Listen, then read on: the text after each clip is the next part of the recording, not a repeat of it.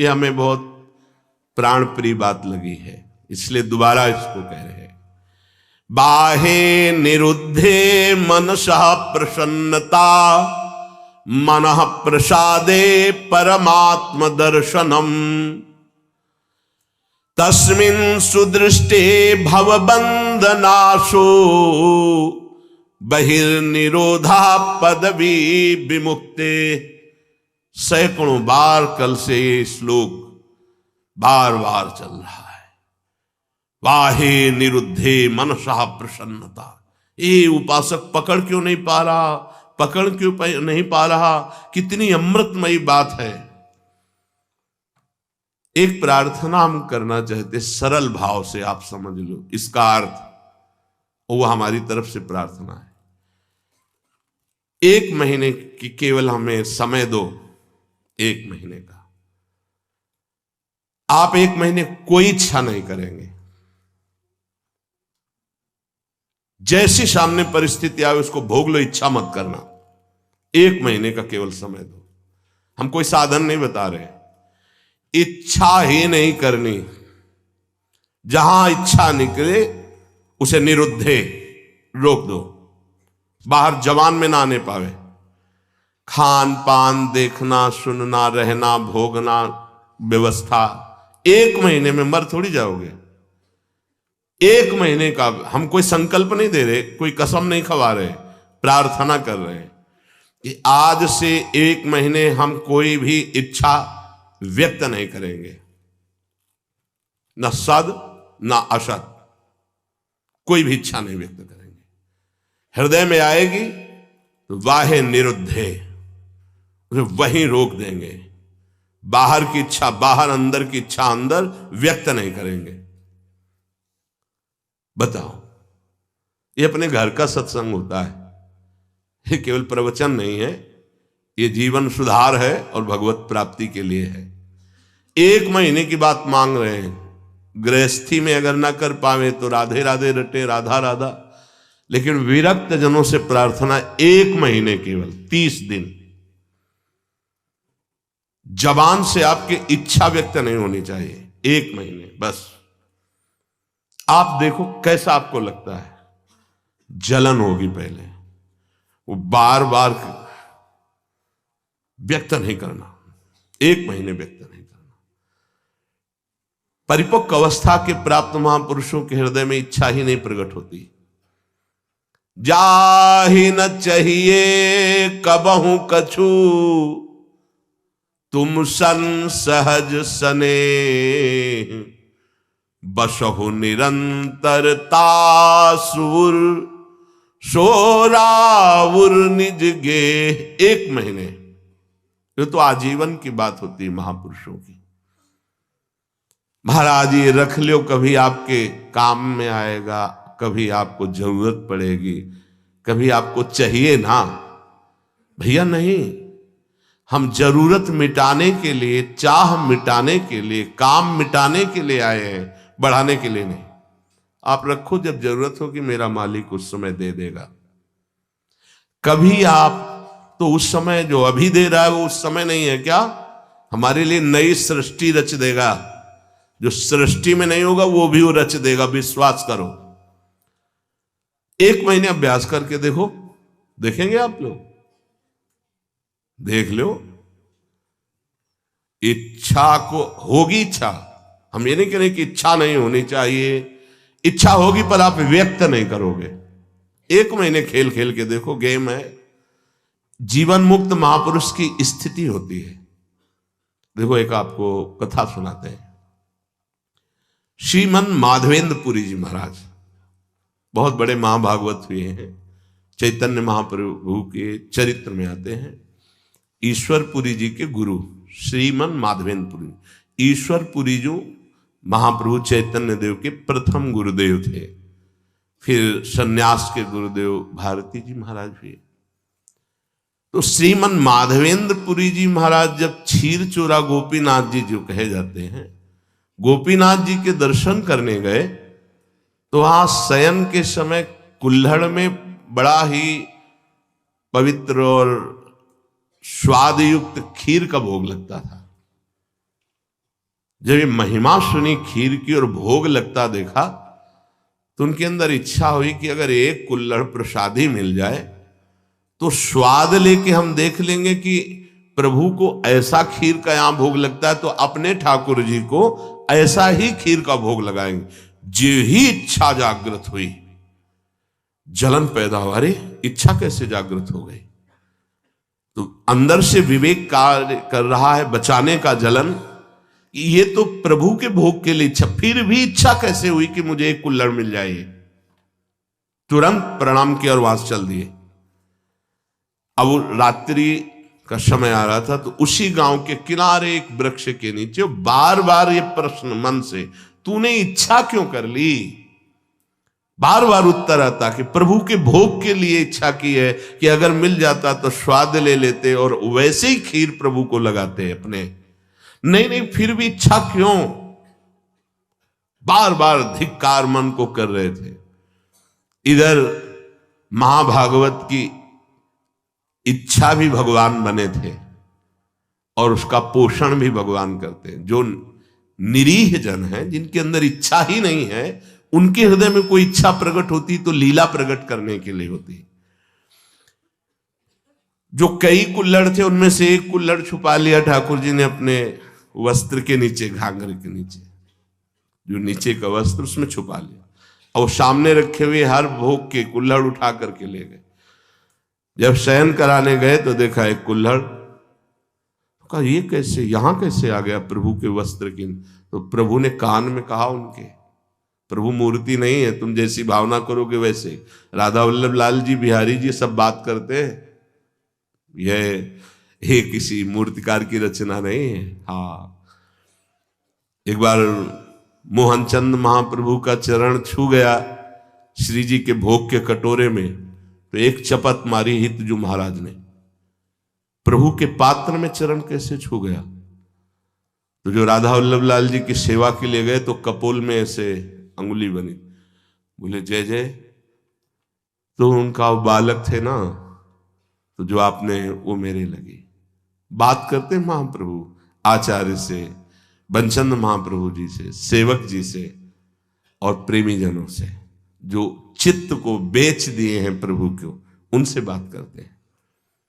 कान में प्रभु अपने सेवक से कही कि ये मैंने चुराया है श्रीमन माधवेंद्रपुरी जी के लिए, और गांव के बाहर अमुक वृक्ष के नीचे बैठे, ये वहां पहुंचाओ तत्काल। तो बैठे हुए भगवत स्मरण करते हुए बीच बीच में धिक्कार दे रहे थे। इच्छा कैसे जागृत हुई? श्रीमन माधवेंद्रपुरी किसका नाम है? उनका जी दास का नाम। ये गोपीनाथ प्रभु ने आपके लिए खीर का कुल्हड़, हाँ ऐसे नहीं, बड़ी अद्भुत लीला की, भोग लगाया तो एक कुल्हड़ चुरा लिया आपके लिए, और जब शयन कराने गए तब आदेश किया तो लाए। उस दिन से प्रभु का नाम क्षीर चोरा गोपीनाथ हो गया। वो तो चले गए दे के, रात भर रोते रहे, प्रभु खीर तो पाई ही, कुल्हड़ भी पा गए, और उसको जो थोड़ा कुल्हड़ का हिस्सा बांध लिया, रोज प्रसादी रूप से थोड़ा कुल्हड़ पा लिया। कितना आप विचार करो, इस कोटि के जो महामहिम है, वो भगवत संबंधी इच्छा में इतना क्लेशित हो गए। हम तो स्वयं भोग की इच्छा रखते हैं। हम कौन से साधक हैं, कौन से महात्मा हैं, किस मार्ग के पथिक? जरा सिद्धांत को समझो, यहां इच्छाओं का तो जाल लगा हुआ है, और परमार्थ का स्वरूप क्या है? बाहे निरुद्धे, बाह्य रोक दो उस इच्छा को। कोई भी इच्छा हृदय में अपना स्थान न बनाने पावे।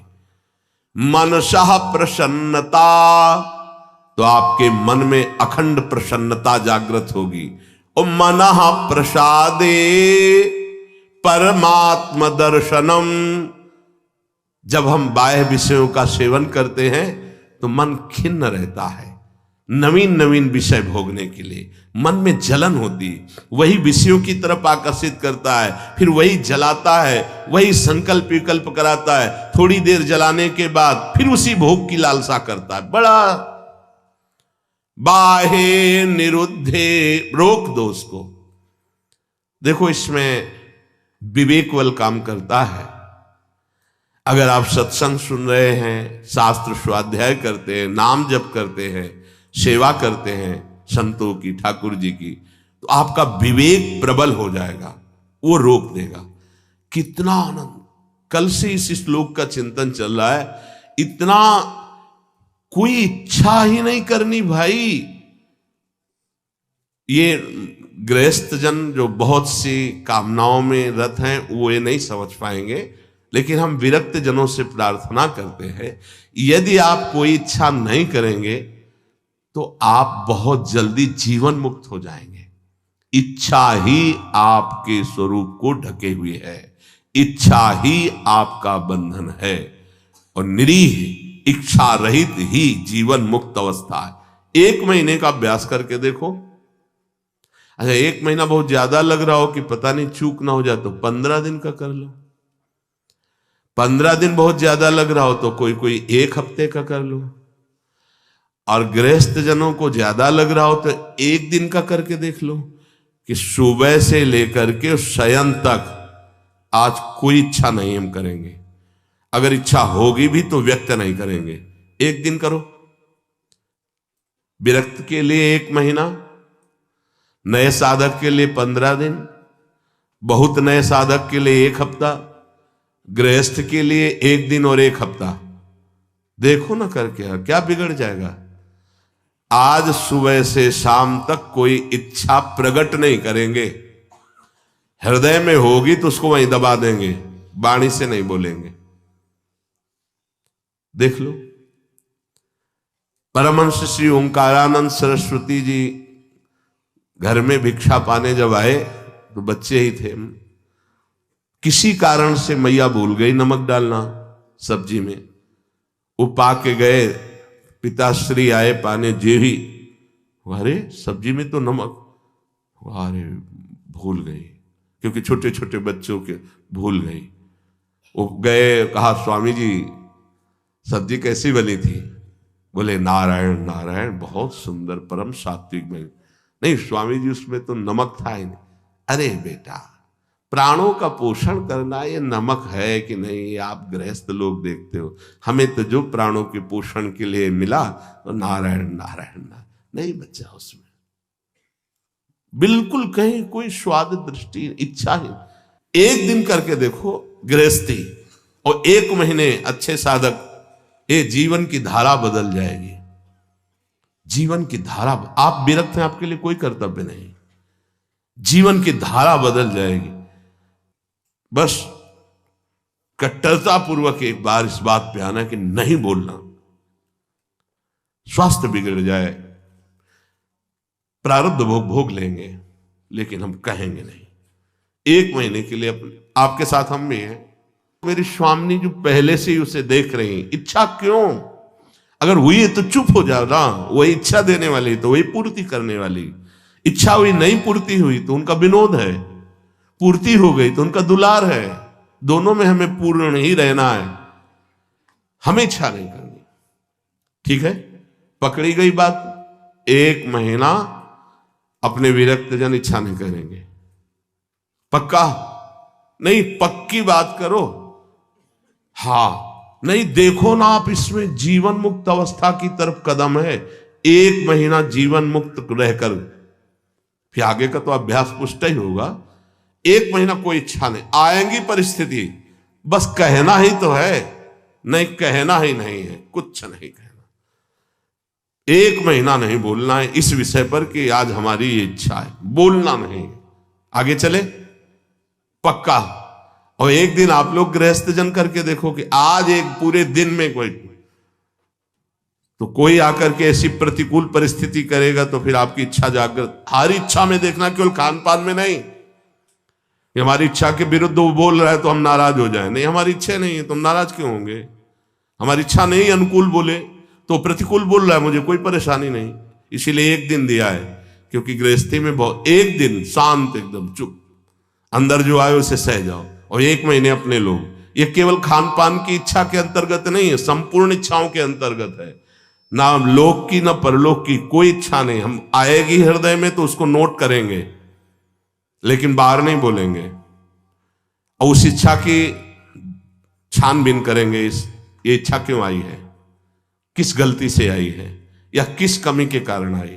एक बार पूज्य श्री राधा बाबा भाई जी से कहा कि मिठाई की इच्छा हो जाती है, मीठा देखते ही अधिक पा लेते हैं, क्या अभी ब्रह्मबोध नहीं हुआ, क्या मेरे बोध में कमी रह गई।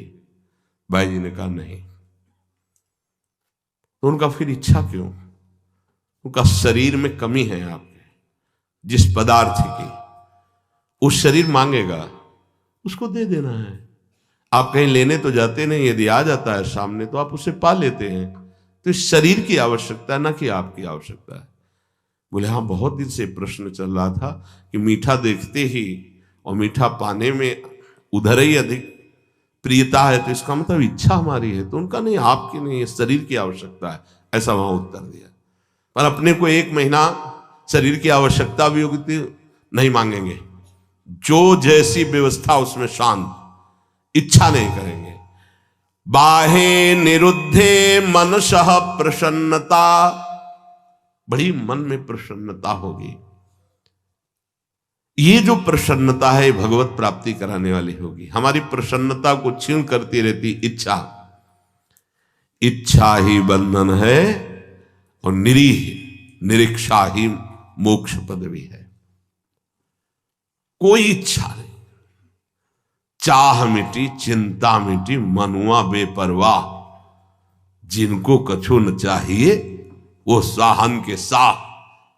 1 महीना का अनुष्ठान है, लोग कहते हैं ना कि ये फलाहार का अनुष्ठान, इसका अनुष्ठान, 1 महीना का अनुष्ठान इच्छा नहीं करेंगे। जो हमारी दिनचर्या वो चल रही है, कोई इच्छा नहीं। हमें परिक्रमा लगाने जाना इच्छा हुई, हम इसे भी रोक, नसात नासत, अगर प्रभु की इच्छा है तो गुरुदेव से बुलवा देंगे, जाओ परिक्रमा लगा के आओ। आज से 1 महीने तक कोई भी इच्छा, सत या असत, किसी भी इच्छा को हम बाहर व्यक्त नहीं करेंगे। जो दिनचर्या बना दी गई वो इच्छा नहीं है, वो कर्तव्य पालन है, उस पे चलेंगे। स्वयं से कोई इच्छा होगी उसे दबा देंगे 1 महीने के लिए, फिर देखते हैं कैसा लगेगा। 1 महीना, आज तारीख कौन है, कौन 17 तारीख को बात करेंगे फिर सत्संग में कि क्या स्थिति है आपकी। 1 महीना ईमानदारी से देखना, बोलना मत, चूक नहीं होनी चाहिए। 1 महीना कोई बहुत ज्यादा नहीं, पूरे जीवन में इसी स्थिति को लाना है। जहां हमारी इच्छा रुकी, खास बात है, बहुत बड़ी बात है, मनः प्रसन्नता, मन प्रसन्न होने लगता है। और कह रहे मनः प्रसादे परमात्म दर्शनम, जहां मन निष्काम हुआ, कोई इच्छा नहीं, और अखंड प्रसन्नता जागृत होती है इच्छा रहित होने पर। हम लोगों को कैसा माया फंसाए है कि हम सुखी होना चाहते हैं इच्छा करके, हमारी इच्छाओं की पूर्ति हो जाए तो हम सुखी हो जाएं। शास्त्र क्या कह रहा है, इच्छाओं का नाश, मन की अखंड प्रसन्नता, और मनः प्रसादे, जब मन प्रसन्न होता है उसी स्थिति में भगवत साक्षात्कार होता है। अखंड प्रसन्नता जागृत हुई, उसी प्रसन्नता में तत्वबोध होता है। मनः प्रसादे परमात्म दर्शनम, तस्मिन् सुदृष्टे भवबंधनासो, बहिर्निरोधः पदवी विमुक्ति। जिस समय उपासक अखंड प्रसन्न हुआ, परमात्म साक्षात्कार होता है, तो उसकी दृष्टि बदल जाती है, ब्रह्म दृष्टि। सर्वम खलमिदम ब्रह्म, उस सब जगह ब्रह्म का दर्शन, भगवत दर्शन करता है। यही संसार बंधन का नाश हो जाता है, यही परम पद है, उस परम पद में आरूढ़ हो जाता है। कोई इच्छा नहीं, कोई चाह नहीं, ये जीवन गुरुदेव को समर्पित, प्रभु को समर्पित, जैसे चलावे, स्वयं निरंतर भगवदाकार दृष्टि, परमात्म दर्शन, परमानंद का अनुभव, दुख का लेस नहीं। अब निरोध करने की वृत्ति कैसे हम रोक पावे, तो बोले योगस्य प्रथमम द्वारम वांग निरोधो अपरिग्रह। पहले वाणी को रोक दो, उचित बोलो केवल, जितना शास्त्र सम्मत बोल सकते हो उतना बोलो, अन्यथा मौन रहो। नाम कीर्तन, वाणी गायन। पहला योगस्य प्रथमम द्वारम, कल चर्चा हुई थी। दूसरा अपरिग्रह, कोई भी चीज अपने पास ऐसी न रखी जाए जो हमारी इच्छाओं का वर्धन कर दे। अगर वस्तु समीप रहेगी तो वो अपना प्रभाव दिखाएगी, इच्छा प्रकट कर देगी विरक्त के लिए। जो सीधे परमात्मा साक्षात्कार के लिए चला है, अपनी कुटिया में बस जितना मन को चंचल ना कर पावे उतना है।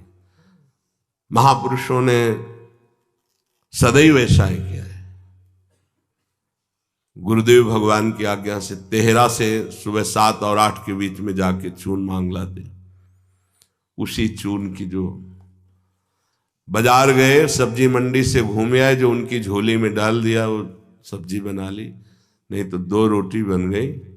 महाराज जी उसी गुरुदेव भगवान को देखा है। महापुरुषों ने भगवत प्राप्ति के लिए इच्छाओं का दमन किया, इच्छाओं का नाश किया। देखो अब क्या होता है, अपने लोग बड़े बहाने से अपनी वासना का पोषण करने लगते हैं। अमुक चीज बोले आज श्री जी की यही इच्छा है, हाँ ठीक मान लेंगे आपकी बात, भोग लगाइए और बांट दीजिए, पशु पक्षी सबको बांट दीजिए। आप उठाइए झोली, जाइए मधुकरी मांग के सूखी रोटी लाइए, तो पता चलेगा आप श्री जी की इच्छा का अनुमोदन करते हैं। श्री जी की इच्छा के बहाने से हम अपनी वासना का कभी कभी पोषण करते रहते हैं। देखो गोविंद देव जी महाराज ने बाबा बलराम दास जी झाड़ू मंडल के जो थे उनसे यही कहा था कि हम तो, हमारा संपूर्ण जगत हम तो सब पाएंगे, लेकिन आप तो अब श्री जी के प्रसाद के बहाने इतना हलवा पूड़ी कचौड़ी पकौड़ी सब, वो तो उनका भोग लगेगा, महाराजा धीराज है हमारे, और रोज पाएंगे तो पेट बढ़ेगा, गैस बढ़ेगी, चर्बी बढ़ेगी, भावनाएं वैराग्य से रहित हो जाएंगी। बात मान लेना, भोग लगे सबको बांट दो, थोड़ा थोड़ा, भर पेट। अपने यहां जैसे जाते हैं साधक तेहरा से 100, 200, 50 जो भी रोटी मिलती है इकट्ठे मांग के लाते हैं, फिर पाते हैं, वही उदर भरो माधुकरी से, रूखे सूखे से भोग लगाओ, रोज भोग लगाओ और उसे बांट दो, इतना इतना अगर सो तो कोई। हम माधुकरी से अपना अगर, या प्रभु को जो प्रसाद भोग लगा है उसमें से सूखा और जो अच्छा अच्छा पदार्थ है वो और सबको, पशु पक्षी भी तो वृंदावन के संत हैं, बांट दिया। एक बार पंडित रामकृष्ण बाबा राधा रमन जी गए तो दोना भर करके सब मिठाई का प्रसाद, तो बाबा तो बहुत शासन करते थे, वे गोसाई जी महाराज हमको तुलसी दल और चरणामृत दीजिए, ये मिठाई महाराज पाते हैं औरों को बांट दीजिए, हमें तो तुलसी दल और चरणामृत दीजिए। बहुत सावधान। गुरुजन जो हमारे आचरण करते हैं हमको वैसा चलना पड़ेगा। बहुत कम समय में बहुत ऊंचाई पर चढ़ना है, कृपा है हमारे ऊपर, हम इनकी सावधानी रखें। जब सत्संग मिल रहा है तो बहुत बड़ी कृपा मिल रही। हमारी पहली सीढ़ी है परमार्थ की, वाणी को एकदम संयम में रखें। दूसरी सीढ़ी, आप अपने पास उतना ही वस्तु रखें जितना प्रयोग करना है। अगर आप ज्यादा रखेंगे तो आपका मन चंचल होगा। कमरे में घुसने पर अगर कोई ज्यादा वस्तु हो तो तुम्हें बोझा लगनी चाहिए कि ये एक्स्ट्रा क्यों टंगी हुई है, ऐसा होना चाहिए। बिल्कुल साधारण जीवन, असाधारण चिंतन है। साधारण जीवन, असाधारण चिंतन। कमरे में आप अगर चले जाएंगे जिस कुटिया में श्री जी इस शरीर को रख रहे हैं, राधा राधा राधा राधा राधा राधा राधा, ये जितने राधा नाम मिलते हैं ना सब दीवार, ये प्रसादी ये प्रसादी ये प्रसादी, ये ग्रंथ ये ग्रंथ, ये छवि बस, और आपको दूसरी वस्तु कमरे में नहीं मिली। जिधर डालो तो बस राधा राधा राधा राधा राधा। नाम है, रूप है, नाम रूप को प्रकाशित करने वाली वाणी है, जो दिनचर्या, ये केवल उपदेश ही आपको नहीं दे रहे, शरीर रोगी होने के कारण कुछ सुविधाओं को स्वीकार किया गया है, वो हमारा जीवन नहीं है, वो हमारा लक्ष्य नहीं है।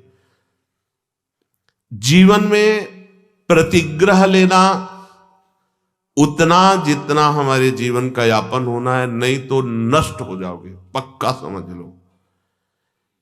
अपने पास एक भी कपड़ा ऐसा ना होना चाहिए कि जो बाद में किसी के काम में आवे, बाद में यही आवे किसी जला दो तो अच्छा है, पक्का समझना।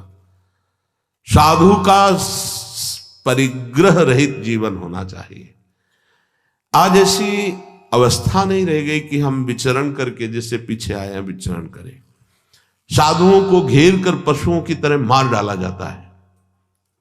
अब ऐसा समय नहीं है कि आप तीर्थयाटन करें, भ्रमण करें। अब समय ऐसे है कि भगवान की कृपा से यदि कुटिया बन जाए तो धाम आदि में वास करो, चुपचाप नजदीक के गांव से जहां परिचय है वहां से मांग के खा लो, नहीं और गांव में घुसोगे तो और भी हो सकता है कुछ।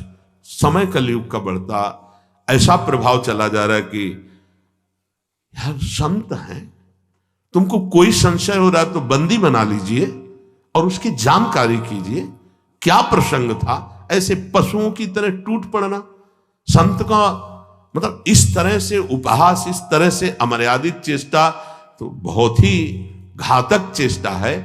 तो आजकल ये समय नहीं रह गया कि आप जवान जवान साधु गांव गलियों में घूमे। हाँ, निर्धारित है, जैसे हमारे ब्रजमंडल के गांव हैं, ये जानते हैं, ये संत की मर्यादा को जानते हैं, इनके दरवाजे से मांग लो। अब समय नहीं रह गया, नहीं पशुओं की तरह घेर के मार डालते हैं, जान से मार डालते हैं। ऐसा तो बड़ा कठिन है। कोई भी ऐसे निंदनीय आचरण इस भेष का लेके कर सकते हैं, लेकिन बहुत अच्छे अच्छे भी महापुरुष हैं। तो परिग्रह रहित जीवन पर अब धाम में इसकी जरूरत है कि आपके वास की व्यवस्था हो, आपका भोजन शरीर यापन के लिए हो, खूब भजन करके शरीर पूरा करो धाम में। अब ये समय नहीं रह गया कि आप बाहर भ्रमण करें। सच्ची कह रहे हैं, अपने लोगों ने जो जीवन, तो वो अब तो है ही नहीं वैसा जीवन, चलने लायक नहीं जीवन है। परिग्रह उतना ही रखो जितनी आवश्यकता। रोज का रोज ठाकुर जी व्यवस्था अपने जनों की करते हैं। आप अपनी चिंता न करेंगे, अपनी चिंता करेंगे तो ठाकुर जी निश्चिंत हो जाएंगे आपसे। और हम चाहते हैं कि वो निश्चिंत ना हो, हम निश्चिंत हो उनके भरोसे पर। निराशा, हमारे अंदर किसी से कोई आशा न रह जाए कि ये व्यक्ति भगत है, ये बहुत जहर है, प्रार्थना है मान लेना।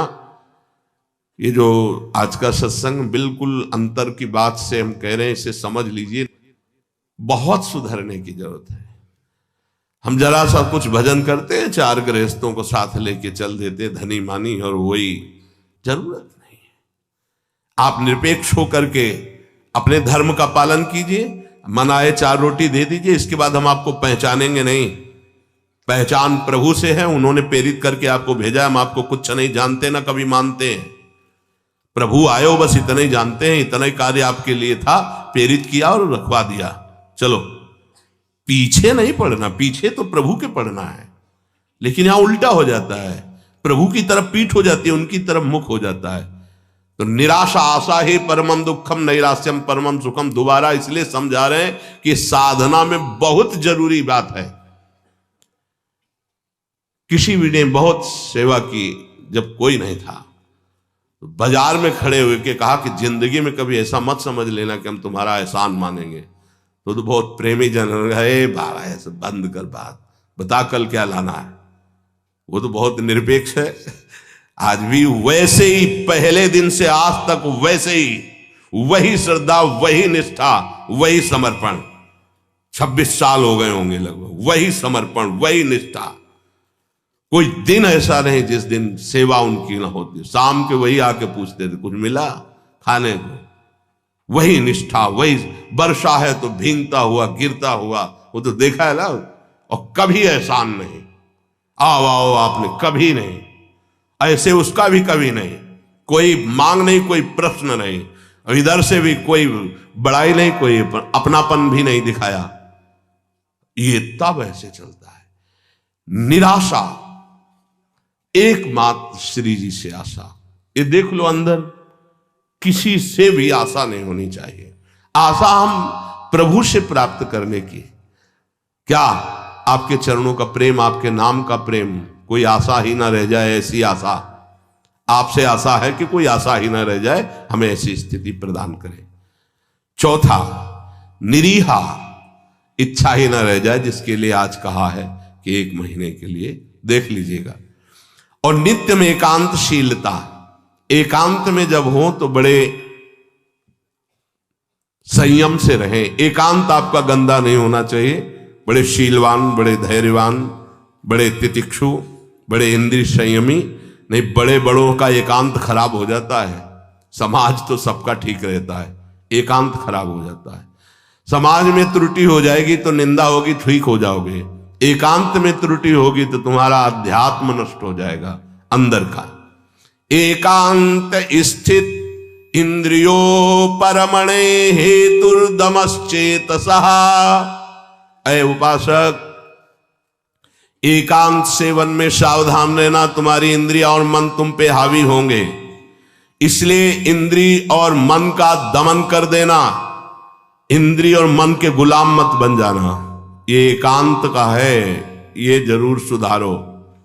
एकांत में देख लीजिएगा, अय उपासक, एकांत में इंद्रिय और मन तुम पर शासन करेगा, तुम्हें गुलाम बनाने की चेष्टा करेगा।